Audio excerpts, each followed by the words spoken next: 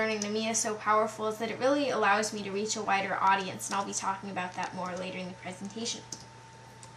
Okay, and we already know who you are. So I'd like to start with learning.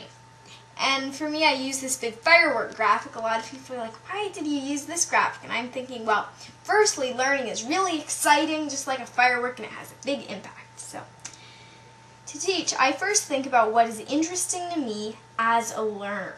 I think that it's really important that as teachers we keep in mind that we want to be teaching something that the students find interesting, and if it's not something that's automatically interesting, maybe it's like grammar or participle, then you will find ways to make it interesting in many cases.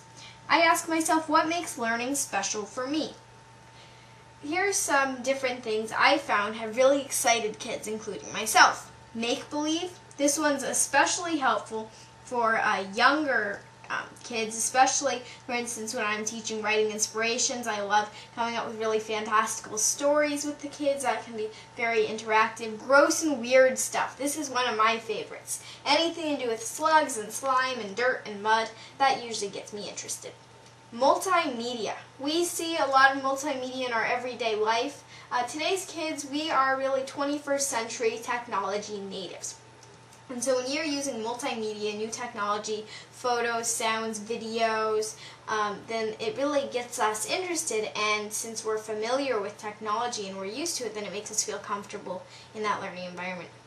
Fun visuals, pictures can definitely be amazingly, can really be amazingly engaging. But above all, control.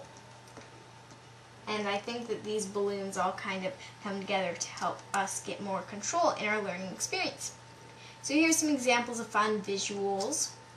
And I'd like to expand more on control. Students plus technology equals control. Technology gives students a voice and a platform.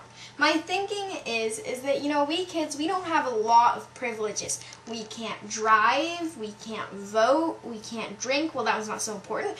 But in general, I would think that we need some more control. And what's the one area where we really need more control? Definitely education. I think the student voice is really important. And technology gives us the chance to really share our opinions, our thinking about education and what needs to happen in education. I also like being able to use what I learn. Facts seem more relevant to me when I incorporate them into a creative project. So on this thinking of that I want to use what I learned, how many times have you heard kids say something like, well, what's in this for me? What's the point of doing this? Why am I doing this?